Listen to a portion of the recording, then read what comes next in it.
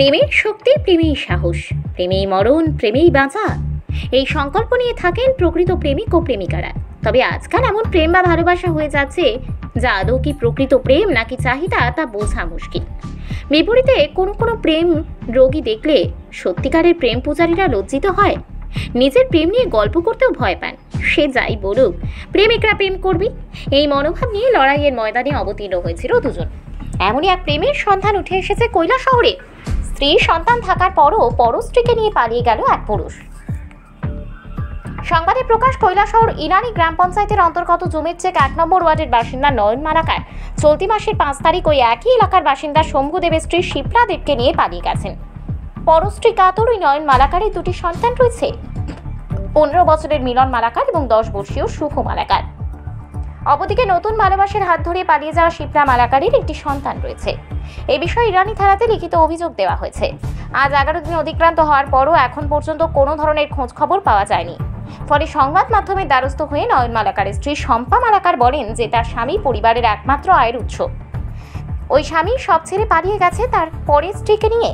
সে কিভাবে তার 2 সন্তানকে নিয়ে জীবন কাটাবে তা ভেবে উঠতে পারছেন না।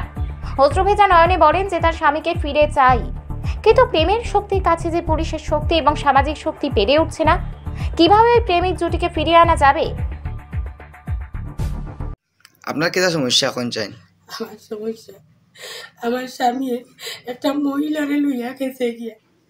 আমি ও কেমনে বাঁচতাম, কেমনে খাইতাম, সেও জমনিতা লড়ে না চড়ে না, আমি কি যেমন বাঁচতাম আমার 2 গুরুতারে লইয়া। আপনার স্বামীর নাম কি তা? আমার স্বামীর নাম নয়ন মালাকার। আচ্ছা, খারা লইয়া গেছে আপনার স্বামী? শিপ্রা দেবরে লইয়া গেছে গিয়া। শিপ্রা দেব আপনার বাড়ির পাশে না দূরে? আমার বাড়ির পাশেও, মানে ওই জুমের 1 নম্বর ওয়ার্ডে বাড়ি।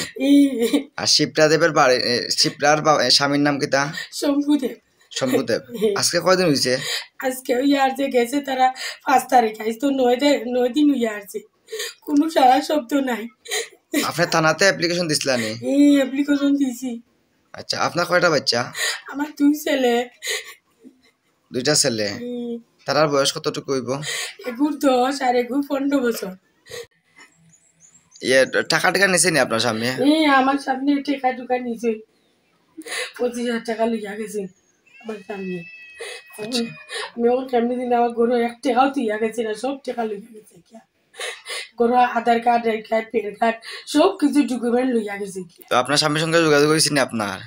না, আমার স্বামীর সঙ্গে যোগাযোগ আর হয়েছে না। আমার কালকে ও একদিনও ফোন করিয়া জিগাই যে এইরকম কিতা করতাম না, আমারে কয় কালকে ফোন করি কয় আমি টাকা 5,000 টাকা চাইতাম, আমি টাকা 5,000 টাকা কইতেই চাইতাম, তাই না যে জায়গা তাই 9,000 টাকা 25,000 টাকা লইয়া গেছি। এখন আমি ওই থেকে কেমনে আমার ঘর সব উদা করে লইয়া গেছি। আমারও সব মুখ খাতাই না আনতাতে আমি খাইতাম। আমি গরিবের এক মেয়ে, আমার বাপে রিক্সা চালায় আর খাই, আইত আমার বাপরে বলতো তাই তার জন্য না, আমার বাপরে তুমি বেড়ে লিয়ে গেছে। একদিন বেলা চড়ি আমার সব ধ্বংস হয়েছে। আপনি থানাতে যোগাযোগ করছেন নি? আমি দিয়াইলাম গেছি, এরপরে আমি আর যোগাযোগ করছি না। যদি মাঝে বলছি দেখিয়া দিবা, আপনার যতদিন আসছে কেউ তোমার সারা শব্দ দেয় না। আপনি এখন কিতা চাইন?